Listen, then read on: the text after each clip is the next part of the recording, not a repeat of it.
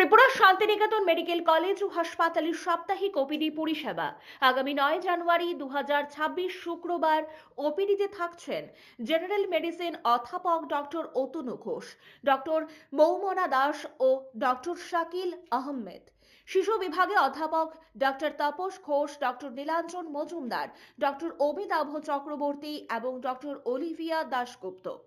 General সার্জারিতে থাকছেন অধ্যাপক doctor Damodar Chatterjee. ENT বিভাগে থাকছেন ডক্টর প্রাণগোপাল দত্ত। প্রসূতি ও স্ত্রী রোগ বিভাগে থাকছেন ডক্টর মেজর মাহবুব রহমান। আপনার স্বাস্থ্য আমাদের দায়িত্ব। বিশেষজ্ঞ চিকিৎসক, অত্যাধুনিক যন্ত্রপাতি ও উন্নত পরিষেবা।